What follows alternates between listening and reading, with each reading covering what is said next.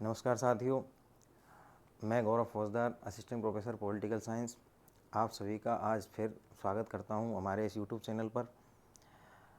हम एक Telegram channel चलाते हैं जो आपको सामने दिख रहा है, पॉलिटिकल साइंस एकेडमी बाय गौरव फौजदार। इस पे हम फर्स्ट ग्रेड की तैयारी कर रहे हों, चाहे आप असिस्टेंट प्रोफेसर की तैयारी कर रहे हों, सबके लिए पॉलिटिकल साइंस से रिलेटेड यूज़फुल मटेरियल आपको प्रदान करते हैं। हम यूट्यूब पे एक सीरीज़ चला रहे हैं सेकंड ग्रेड के रैपिड रिवीजन से संबंधित, जिसमें अब तक हम कुछ टॉपिक्स को कवर कर चुके हैं। जैसे राजनीतिक दल हम कवर कर चुके हैं, दबाव समूह, भारत की विदेश नीति, भारत एवं यूएनओ, वैश्वीकरण और संवैधानिक विकास, और लास्ट जो हमारी वीडियो थी वो मौलिक अधिकार से संबंधित थी। मुझे आशा है आपको मौलिक अधिकार से संबंधित वीडियो पसंद आई होगी। थोड़ा उसमें जल्दी किया गया है क्योंकि आपके टाइम को और आपकी परीक्षा को देखते हुए उसमें जल्दी, परंतु सारे फैक्ट्स को समाहित किया गया है।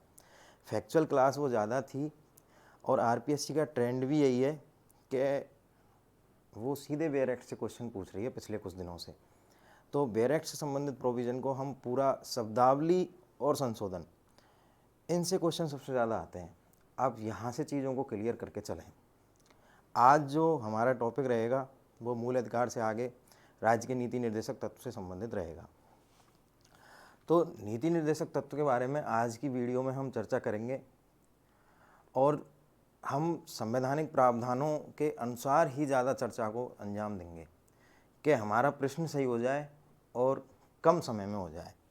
तो आज का जो हमारा टॉपिक है वो है राज्य के नीति निर्देशक तत्व, directive principles of state policy. इनको बोलते हैं हम DPSP, राज्य के नीति निर्देशक तत्व। संविधान जब लागू होना था तो एक बहस चली कि हमने मूल अधिकारों को शामिल कर लिया और मूल अधिकारों में हमने जो स्वतंत्रता, नागरिक अधिकार, जो ऐसे अधिकार थे उनको हमने प्रदान कर दिया लोगों को। अब बहस चली कि सामाजिक आर्थिक न्याय को लेकर हम क्या कर रहे हैं। सामाजिक आर्थिक न्याय का मतलब है कि हम लोगों को राज्य की तरफ से क्या प्रदान कर रहे हैं। लोगों को राज्य की तरफ से हम मूल अधिकारों में व्यक्तियों को अधिकार प्रदान कर रहे थे। बहस ये चली कि राज्य व्यक्तियों को क्या कर सकता है। तो राज्य के कुछ कर्तव्य निश्चित करने के लिए एक संकल्पना लाई गई और वो थी राज्य के नीति निर्देशक तत्व। ये क्या है मूलतः? ये हैं राज्य के कर्तव्य। और मूल अधिकार क्या थे? मूल अधिकार थे व्यक्तियों के अधिकार जो किसके द्वारा प्रदान किए जा रहे थे? राज्य के द्वारा प्रदान किए जा रहे थे। ये हैं राज्य के कर्तव्य कि राज्य इन कर्तव्यों का पालन करेगा। और इस संकल्पना के साथ हमारे संविधान में एक भाग 4 जोड़ा गया और संविधान के भाग 4 में अनुच्छेद 36 से अनुच्छेद 51 तक नीति निर्देशक तत्वों का प्रावधान किया गया। संवैधानिक उपबंध यह है कि संविधान के किस भाग में नीति निर्देशक तत्व का उल्लेख है। संविधान के भाग 4 में किस अनुच्छेद से किस अनुच्छेद तक है? अनुच्छेद 36 से लेके अनुच्छेद 51 तक। अब हम पढ़ेंगे आगे और देखेंगे अनुच्छेद 36 में क्या है। अनुच्छेद 36 में राज्य की परिभाषा दी हुई है और इसमें लिखा हुआ है कि अनुच्छेद 36 में राज्य की परिभाषा वही होगी जो अनुच्छेद 12 में है। कल हमने मौलिक अधिकार जब हम पढ़ रहे थे तो हम देख रहे थे कि अनुच्छेद 12 में राज्य की परिभाषा हमने पढ़ी थी और आपको पता होगा हमने उसमें 4 पॉइंट पढ़े थे कि एक तो केंद्र सरकार और संसद, दूसरा पॉइंट था राज्य सरकार और विधानमंडल, तीसरा जो पॉइंट था कि सरकार के नियंत्रणाधीन, सरकार के नियंत्रण और कैसे प्राधिकारी, स्थानीय प्राधिकारी, और एक पॉइंट था वहाँ चौथा कि कौन से प्राधिकारी होंगे? अन्य प्राधिकारी। कल हमने अनुच्छेद 12 में राज्य की परिभाषा पढ़ी थी या नहीं पढ़ी थी? हमने पढ़ी थी और उसमें 4 पॉइंट बताए थे कि केंद्र सरकार और संसद, राज्य सरकार और विधानमंडल, एक राज्य वो सरकार के नियंत्रण के अधीन स्थानीय प्राधिकारी और अन्य प्राधिकारी। ये 4 पॉइंट किस में होंगे? राज्य की परिभाषा में। याद रखना, अनुच्छेद 36 में राज्य की वही परिभाषा है जो अनुच्छेद 12 में दी हुई है। तो 36 में भी यही 4 पॉइंट हो जाएंगे। अनुच्छेद 36 आपसे पूछ लिया कि राज्य की परिभाषा किन किन अनुच्छेदों में है। एक तो हमने अनुच्छेद 12 में राज्य की परिभाषा पढ़ी थी और एक हमने अनुच्छेद 36 में राज्य की परिभाषा पढ़ी है, ध्यान रखना आप। अगला जो अनुच्छेद है वो है अनुच्छेद 37। अनुच्छेद 37 नीति निर्देशक तत्वों की दृष्टि से सबसे महत्वपूर्ण अनुच्छेद है। इसमें 3 चीज़ें दी हुई हैं।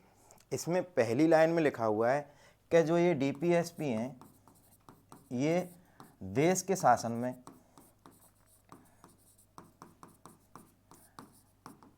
मूलभूत होंगे। यहाँ एग्जामिनर फंसाता है। असिस्टेंट प्रोफेसर के पेपर में एक प्रश्न आया था एक बार कि अनुच्छेद 37 के अनुसार राज्य के नीति निर्देशक तत्व हैं। ए ऑप्शन दे रखा था देश के शासन में मूलभूत, देश के शासन में अनुसरणीय, देश के शासन में कर्तव्य, और अधिकांश लोग इसको मूलभूत नहीं करके आए क्योंकि मूलभूत शब्द को देखते ही हमारा दिमाग जाता है कि मूलभूत क्या होते हैं, मूल अधिकार। पर याद रखना अनुच्छेद 37 के पहले भाग में लिख रहा है कि जो नीति निर्देशक तत्व हैं वे देश के शासन में क्या हैं, देश के शासन में मूलभूत हैं, फंडामेंटल हैं ये देश के शासन में, अनुच्छेद 37(1) के अनुसार। दूसरी जो लाइन लिख रही है इसमें कि इनको लागू करना राज्य का कर्तव्य होगा। जैसे कि हमने नीति निर्देशक तत्व स्टार्ट किए थे तो मैंने बताया था आपको जो नीति निर्देशक तत्व हैं वो राज्य के कर्तव्य के रूप में शामिल किए गए हमारे संविधान में। 37(2) में लिख भी रहा है कि इनको लागू करना राज्य का क्या होगा, कर्तव्य होगा। तीसरी और महत्वपूर्ण लाइन लिखी है अनुच्छेद 37 में 3 में कि नीति निर्देशक तत्व न्यायालय में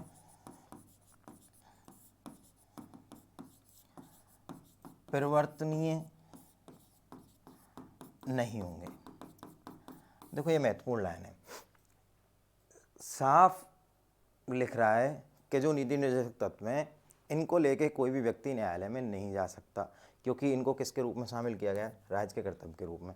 जब हमने मूल अधिकार पढ़ा था तो मैंने बताया था कि जैसे ही मूल अधिकार का किसी का उल्लंघन होता है तो व्यक्ति सीधा कहाँ जाता है, उच्चतम न्यायालय में, और अनुच्छेद 32 के तहत उच्चतम न्यायालय उसमें रिट जारी करता है। पर अनुच्छेद 37 में तीसरे नंबर के पॉइंट में लिख रखा है कि जो ये नीति निर्देशक तत्व हैं इनको लेके कोई व्यक्ति न्यायालय में नहीं जा सकता क्योंकि ये जो नीति निर्देशक तत्व हैं ये न्यायालय में परिवर्तनीय होते ही नहीं है, इनको कोई न्यायालय में चुनौती नहीं दे सकता। जैसे अगर कोई कर्तव्य को निभाने में राज्य सक्षम नहीं हो पाता है तो उनको लेके आप न्यायालय में नहीं जा सकते। 3 चीज़ें हैं अनुच्छेद 37 में, अच्छे से याद रखना। पहली चीज़ है कि ये देश के शासन में कैसे होंगे, मूलभूत होंगे। दूसरी चीज़ जो है वो है कि इनको लागू करना राज्य का क्या होगा, कर्तव्य होगा। तीसरी जो चीज़ है कि ये न्यायालय में परिवर्तनीय नहीं होंगे। अगला जो महत्वपूर्ण अनुच्छेद है वो है अनुच्छेद 38, और अनुच्छेद 38 में 3 चीज़ों का उल्लेख है कि राज्य सामाजिक, आर्थिक व राजनीतिक न्याय प्रदान करना राज्य का क्या होगा, कर्तव्य होगा। नीति निर्देशक तत्व पढ़ रहे हैं हम तो सीधी सी बात है कि एक चीज़ तो कॉमन चलेगी कि ये क्या है, राज्य के कर्तव्य कि जो हमारे देश के नागरिक हैं उनको कैसा न्याय प्रदान करना, सामाजिक न्याय कैसा न्याय प्रदान करना, आर्थिक न्याय कैसा न्याय प्रदान करना, राजनीतिक न्याय। एक प्रश्न आया था एक बार आरपीएससी में कि हमारे संविधान में सामाजिक, आर्थिक और राजनीतिक न्याय का प्रावधान कहाँ कहाँ पर है। तो मैं आपको बता दूं, एक तो हमने अभी पढ़ा कि अनुच्छेद 38 में सामाजिक, आर्थिक, राजनीतिक न्याय का प्रावधान है। एक इसके अलावा जब हम प्रस्तावना पढ़ते हैं तो प्रस्तावना में जब हम पहली लाइन पढ़ते हैं कि हम भारत के लोग भारत को एक संपूर्ण प्रभुत्व संपन्न समाजवादी पंथनिरपेक्ष लोकतांत्रिक गणराज्य बनाने के लिए तथा उसके समस्त नागरिकों को सामाजिक, आर्थिक और राजनीतिक न्याय, तो कौन कौन सी जगह पे है सामाजिक, आर्थिक, राजनीतिक न्याय का प्रावधान। एक तो है प्रस्तावना में और एक कहाँ पे है, अनुच्छेद 38 में। तो अच्छे से याद रखना कौन सा अनुच्छेद, अनुच्छेद 38 सामाजिक, आर्थिक, राजनीतिक न्याय। अनुच्छेद 37 में हमने कौन सी 3 चीज़ पढ़ी कि ये देश के शासन में मूलभूत होंगे, इनको लागू करना राज्य का कर्तव्य होगा और ये न्यायालय द्वारा परिवर्तनीय नहीं होंगे। अगला जो अनुच्छेद है वो महत्वपूर्ण है अनुच्छेद 39। यहाँ से सवाल मिलान वाला बन सकता है आराम से। अनुच्छेद 39 में कुछ राज्य द्वारा अनुसरणीय तत्वों की व्यवस्था की गई है कि राज्य द्वारा कुछ अनुसरणीय तत्व उन्होंने बताए, जिसमें सबसे पहले ए पॉइंट में लिखा है कि हमारे राज्य द्वारा महिला हो चाहे पुरुष हो, सबके लिए कैसी आजीविका के प्रावधान करे जाएंगे, समान आजीविका के अवसर दिए जाएंगे कि आप भी कमाओ, पुरुष भी कमाएंगे, महिलाएं भी कमाएंगी और सब लोग कमाएंगे। दूसरा प्रावधान किया गया है कि देश के संसाधनों का ऐसा उपयोग करो कि सामूहिक हित का सर्वोत्तम रूप हो सके, कि जो सामूहिक हित है वो सर्वोत्तम रूप में अपने सामने आ सके। तीसरे नंबर के पॉइंट में लिखा है कि संसाधनों का बंटवारा ऐसा हो कि किसी व्यक्ति के पास अहितकारी संकेंद्रण ना हो जाए, मतलब ऐसा ना हो जाए कि 99% लोगों के पास जितना पैसा है और 1% लोगों के पास उतना पैसा है, ऐसा संकेंद्रण ना हो। ऐसा राज्य क्या करेगा, अनुसरणीय तत्व करेगा। चौथा जो पॉइंट है डी में, वो है कि समान कार्य के लिए समान वेतन का प्रावधान हो, कि कोई व्यक्ति जितना कार्य कर रहा है उसके लिए उतने ही वेतन का प्रावधान हो, चाहे वो पुरुष हो चाहे वो महिला हो, सबके लिए समान कार्य के लिए क्या हो, समान वेतन। ई जो है वो है कि पुरुष, स्त्रियों, इन सब की शक्ति और बालकों की सुकुमार अवस्था, ये तो पुरुष, महिलाओं और ये बालकों, पुरुष महिलाओं की शक्ति और बालकों की सुकुमार अवस्था का दुरुपयोग ना हो, इनकी जो शक्ति है, इनकी जो अवस्था है, इसका सदुपयोग हो। एक 39 में एफ जोड़ा था, 42 में संविधान संशोधन से, उसमें भी बालकों की सुकुमार अवस्था का उल्लेख था, वो हम आगे पढ़ेंगे। अगला जो अनुच्छेद है वो है अनुच्छेद 40, और अनुच्छेद 40 में क्या कहता है कि राज्य का कर्तव्य है कि किसकी स्थापना करे, वो ग्राम पंचायतों की स्थापना। राज्य का कर्तव्य बताया है कि किसकी स्थापना करेगा, वो ग्राम पंचायतों की स्थापना। और कैसी इकाइयों के रूप में स्थापना करेगा, वो स्वायत्त शासन की इकाइयों के रूप में। देखो, जब संविधान लागू हुआ था तो ग्राम पंचायतों का उल्लेख कहाँ पे था, राज्य के नीति निर्देशक तत्व में। और राज्य के नीति निर्देशक तत्व चूंकि न्यायालय द्वारा परिवर्तनीय नहीं होते हैं, राज्य के कर्तव्य होते हैं, तो आवश्यक नहीं है कि राज्य इस काम को करे ही करे। तो राज्य ने क्या किया, एक कुछ समितियाँ बनाई, जैसे बलवंत राय मेहता समिति बनाई। उसके बाद में 1959 में नागौर में जाके पंचायती राज का उद्घाटन हुआ, और बाद में संवैधानिक प्रावधान भी हुए 73 में और 74 में, संविधान संशोधन 1992 के द्वारा पंचायती राज की स्थापना भी हुई। पर इसका उल्लेख कहाँ था स्वायत्त शासन की इकाइयों के रूप में, अनुच्छेद 40। बहुत अच्छे से याद रखें आप। राज्य स्थापना का प्रयास करेगा, किसकी स्थापना का, ग्राम पंचायतों की स्थापना का। कौन सी इकाइयों के रूप में, स्वायत्त शासन की इकाइयों के रूप में। अगला जो हम पढ़ेंगे वो पढ़ेंगे कि हमारे नीति निर्देशक तत्वों में कुछ संविधान संशोधनों के द्वारा नीति निर्देशक तत्व जुड़े हैं। जैसे पहला जो मेजर संविधान संशोधन था नीति निर्देशक तत्वों में, वो था 42वां संविधान संशोधन। और 42वें संविधान संशोधन के द्वारा टोटल 4 अनुच्छेद हमारे नीति निर्देशक तत्वों में जोड़े गए हैं। यहाँ से प्रश्न सबसे ज़्यादा आने की संभावना रहती है। 42वें संविधान संशोधन द्वारा सबसे पहले अनुच्छेद जोड़ा गया 39F, जो मैं 39 पढ़ा रहा था, उसमें मैंने आपको बताया था कि F में बालकों को स्वतंत्र एवं गरिमापूर्ण वातावरण के स्वस्थ विकास के अवसर प्रदान करेगा। कौन, राज्य प्रदान करेगा कि बालकों को कैसा विकास हो, स्वस्थ विकास हो, वातावरण कैसा मिले, गरिमा में वातावरण मिले। अगला जो अनुच्छेद जुड़ा था इससे, वो जुड़ा था 39A। देखो 39 में हमने पढ़ा था ए से लेके एफ तक, और यहाँ पढ़ रहे हैं हम 39 कैपिटल ए, मतलब ये तो 39 का एक पार्ट था, ये 39 का अलग पार्ट है। तो 39 में एक और अनुच्छेद जुड़ा था 39A, और इसमें लिखा कि राज्य समान न्याय एवं निःशुल्क विधिक सहायता प्रदान करेगा, कि जो गरीब वर्ग है, जो वंचित वर्ग है, इनको कैसा न्याय प्रदान हो, समान न्याय प्रदान हो और निःशुल्क विधिक सहायता हो। इसका इम्प्लीमेंटेशन भी हम देखते हैं कि कुछ जो लीगल ऑथराइजेशन है, जैसे नालसा, रालसा, विधिक सेवा प्राधिकरणों की स्थापना की गई है, और विधिक सेवा प्राधिकरणों में क्या होता है कि कुछ गरीब और वंचित वर्ग जाते हैं, उनके लिए विधिक सहायता मिलती है निःशुल्क रूप से। आप कोर्ट में जाइए और आपको राज्य क्या प्रदान करेगा, निःशुल्क विधिक सहायता प्रदान करेगा। कौन से अनुच्छेद के तहत प्रदान करता है, 39A के तहत। कौन से संविधान संशोधन से प्रावधान किया गया था, 42वें संविधान संशोधन से। अगला जो अनुच्छेद जुड़ा 42वें संविधान संशोधन से वो था 43A। और 43A में जो कहा गया वो कहा गया कि उद्योगों के प्रबंधन में कर्मकार क्या लेंगे भाई, भाग लेंगे। मतलब जो श्रमिक और कर्मकार थे उन कर्मकारों को प्रबंधन में क्या लेने का प्रयास करेगा राज्य, के इन लोगों को, कर्मकारों को, श्रमिकों को, इनको भी प्रबंधन में उद्योगों के भाग लेना चाहिए, जिससे इनकी भागीदारी जो है वो अच्छे से सुनिश्चित हो सके। एक जो संविधान 42वें संविधान संशोधन से अनुच्छेद जुड़ा था वो था अनुच्छेद 48A। और 48A में प्रावधान ये किया गया कि राज्य पर्यावरण के संरक्षण, संवर्धन, वन तथा वन्यजीव की रक्षा का प्रयास करेगा। अनुच्छेद 48 पहले ही था, जिसमें कृषि एवं पशुपालन की नवीन तकनीक थी। 48 में क्या थी, कृषि एवं पशुपालन, ये संविधान में पहले ही था। और 42वें संविधान संशोधन से 48 में क्या जोड़ दिया, 48A। और 48A में प्रावधान किया कि पर्यावरण के संरक्षण, संवर्धन, वन तथा वन्यजीव की रक्षा का क्या प्रयास करेगा, राज्य प्रयास करेगा कि पर्यावरण का संरक्षण हो, संवर्धन हो। ध्यान से देखो, 42वें संविधान संशोधन से 4 अनुच्छेद जुड़े हैं। 39F बालकों की स्वतंत्र गर्मामय वातावरण और स्वस्थ विकास। 39 कैपिटल ए में क्या है, निःशुल्क विधिक सहायता। 43A में है उद्योगों में कर्मकारों का प्रबंधन का में भाग लेना।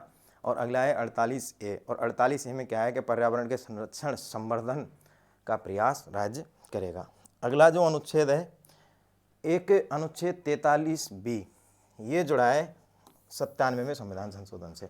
और इसमें लिखा गया है कि राज्य सहकारी समितियों के, सहकारी समिति आपको जहाँ शब्द मिलता है ना संविधान में, आप याद रखना 97वां संविधान संशोधन हुआ था एक 2003 में, और इसके द्वारा हमारे संविधान में सहकारी समितियों का उल्लेख है।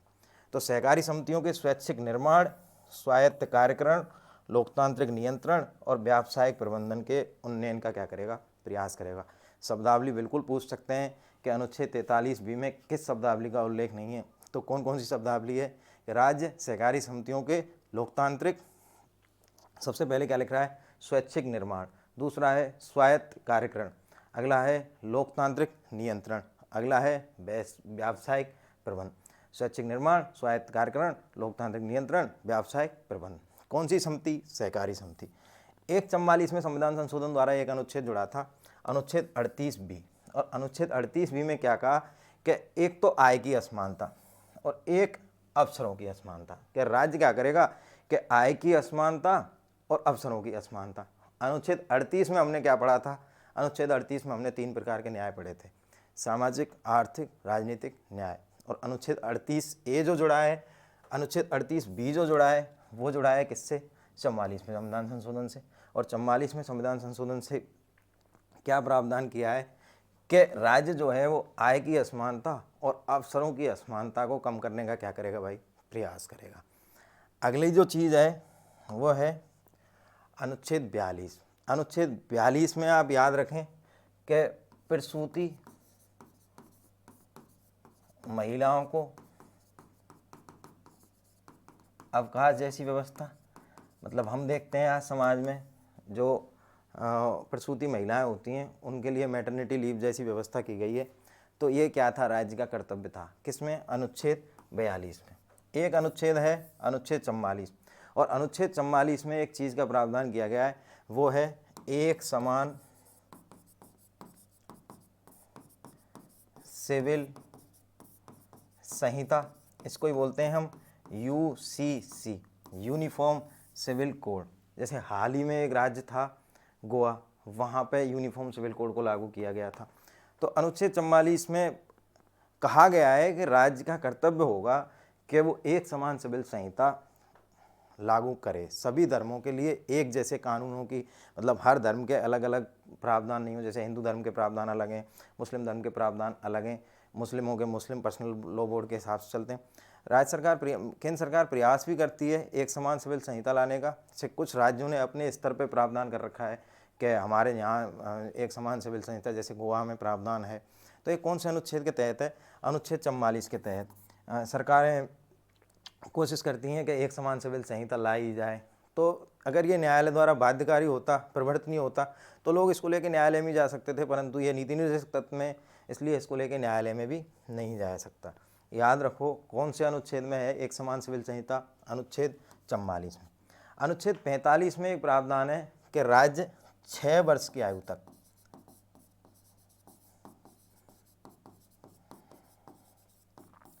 क्या प्रदान करेगा? बालकों को शिक्षा, वो भी कैसी? निःशुल्क। हमने मूल अधिकार पढ़े थे, तो शायद हम अनुच्छेद 21 से पढ़ नहीं पाए थे। मैं यहाँ करा रहा हूँ कि अनुच्छेद 21 ये जो है वो है मूल अधिकार में। और मूल अधिकार में क्या है अनुच्छेद 21 में? कि राज्य 14 वर्ष तक के बालकों को निःशुल्क एवं अनिवार्य शिक्षा प्रदान करेगा। शिक्षा का अधिकार मूल अधिकार भी है, शिक्षा का अधिकार नीति निर्देशक तत्व भी है, और शिक्षा प्रदान करना मूल कर्तव्यों में भी आता है। याद रखो मूल अधिकार में तो कितने वर्ष तक है? 14 वर्ष तक। और नीति निर्देशक तत्व में कितने वर्ष की आयु लिख रही है? 6 वर्ष की आयु। नीति निर्देशक तत्व में कौन से अनुच्छेद में है? अनुच्छेद 45 में। कितने वर्ष तक की आयु तक? 6 वर्ष तक की आयु तक। कैसी शिक्षा प्रदान करेगा? निःशुल्क शिक्षा। यहाँ 14 वर्ष की आयु तक बालकों को निःशुल्क एवं अनिवार्य शिक्षा। 3 अनुच्छेद देखे हमने। अनुच्छेद 42 प्रसूति अवकाश, अनुच्छेद 44 यूनिफॉर्म सिविल कोड एक समान सिविल संहिता, अनुच्छेद 45 6 वर्ष की आयु तक निःशुल्क शिक्षा। अब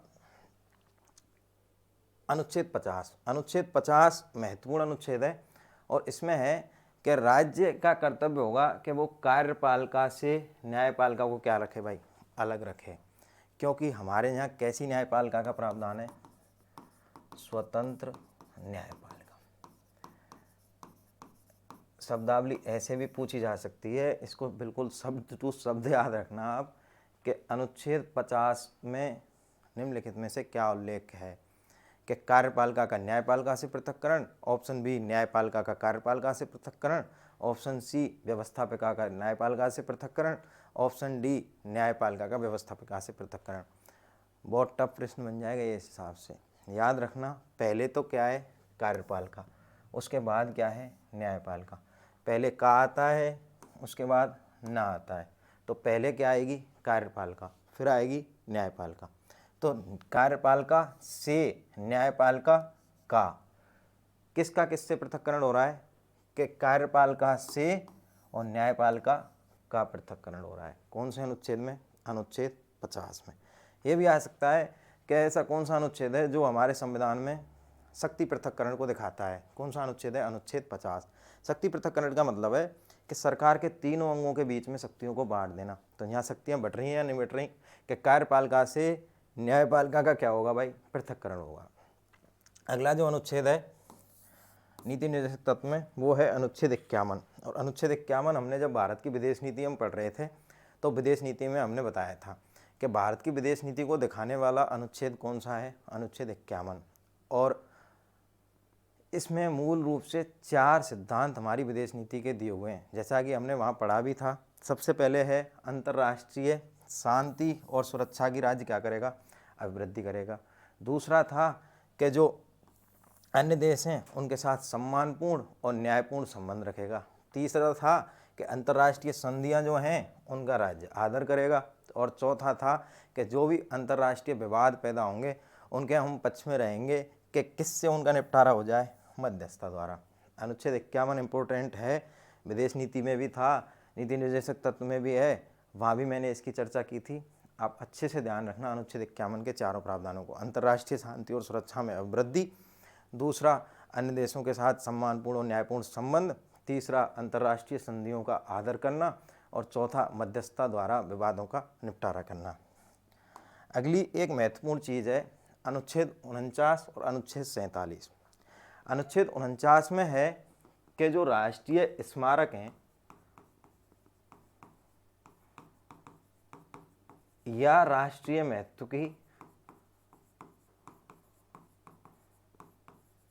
स्थल हैं, इनकी कुछ शब्दों का उपयोग है। यथास्थिति,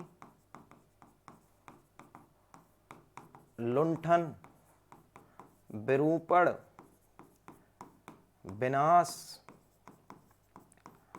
अपसरण और बयान। देखो इन शब्दों को आप याद रखना कि राष्ट्रीय महत्व के स्मारक या राष्ट्रीय महत्व के स्थल जो होंगे इनके यथास्थिति, लुंठन, विरूपण, विनाश, अपसरण, बैन, इन सब का कार्य करना राज्य की क्या होगी? बाध्यता होगी। ये लिख के ले लो, इंपॉर्टेंट प्रश्न है और जल्दी ही पेपर में मिलेगा कि संविधान के किस अनुच्छेद में राज्य की बाध्यता शब्दावली का उल्लेख है। कौन से अनुच्छेद में है? अनुच्छेद 49। कंठस्थ याद कर लो इसको कि अनुच्छेद 49 में क्या है? राज्य की बाध्यता। राष्ट्रीय स्मारक, राष्ट्रीय महत्व के स्थलों के यथास्थिति, लुंठन, विरूपण, विनाश, अपसारण और बैन, इन सब को लेकर क्या होगी? राज्य की बाध्यता। और एक अनुच्छेद है अनुच्छेद 47, और अनुच्छेद 47 में है कि राज्य पोषाहार एवं स्वास्थ्य की उचित दशाएं, के खान पीन और जो स्वास्थ्य की हैं वो उचित दशाएं प्राप्त कराना राज्य का क्या होगा? प्राथमिक कर्तव्य। याद रखना है इन दो शब्दावलियों को। अनुच्छेद 49 में तो है राज्य की बाध्यता और अनुच्छेद 47 में है राज्य का प्राथमिक कर्तव्य। ये सबसे इंपॉर्टेंट मैटर है, राज्य की बाध्यता और राज्य का प्राथमिक कर्तव्य। राज्य की बाध्यता किस अनुच्छेद में है? अनुच्छेद 49 में है।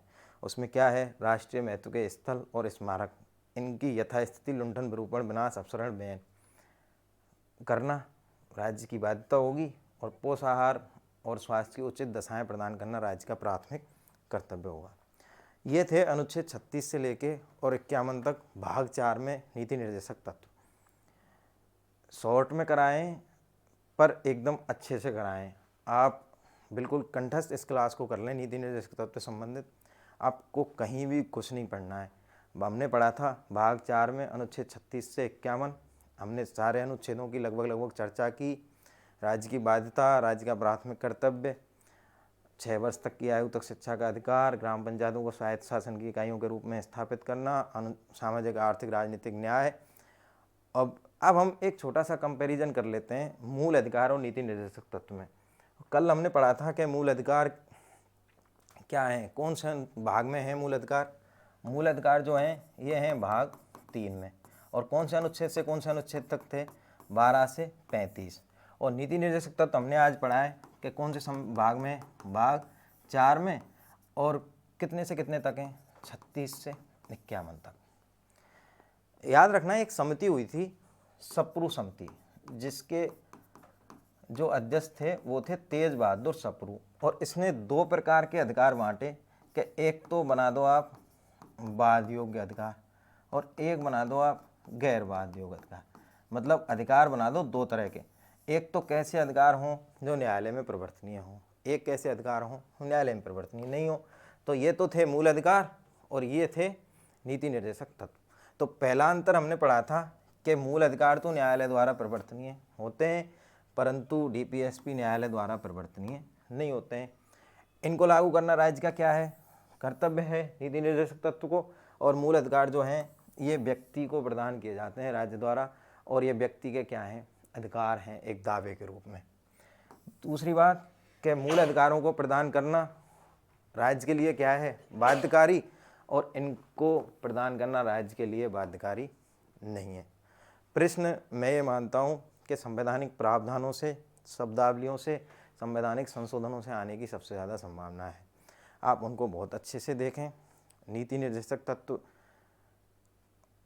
यहाँ समाप्त होते हैं। इसके बाद में जो हमारे टॉपिक रहेंगे वो रहेंगे राष्ट्रपति, राज्यपाल, प्रधानमंत्री, मुख्यमंत्री, और उसके बाद जो हमारा फिर राजस्थान वाला पार्ट रहेगा। आप अच्छे से इन संवैधानिक प्रावधानों को देख लें और मुझे आशा है आपको अच्छा लग रहा होगा। और अगर आपको इस मैटर से थोड़ी भी यूज़फुल हो रहा है तो आप अपने दोस्तों को भी सेकंड ग्रेड जो भी पेपर दे रहे हैं उन सबको भी आप जोड़िए और इस कंटेंट का लाभ उठाइए। बाकी हमारा एक टेलीग्राम चैनल है पॉलिटिकल साइंस एकेडमी बाई गौरव फौजदार नाम से, डिस्क्रिप्शन में मैं उसकी चैनल की लिंक डलवा दूंगा। वहाँ मैं आपको नोट्स प्रदान करता रहता हूँ, चाहे आप फर्स्ट ग्रेड की तैयारी कर रहे हैं, चाहे आप असिस्टेंट प्रोफेसर की तैयारी कर रहे हैं। बहुत बहुत धन्यवाद आपका वीडियो देखने के लिए। आगे कल मिलते हैं राष्ट्रपति टॉपिक के साथ। Thank you.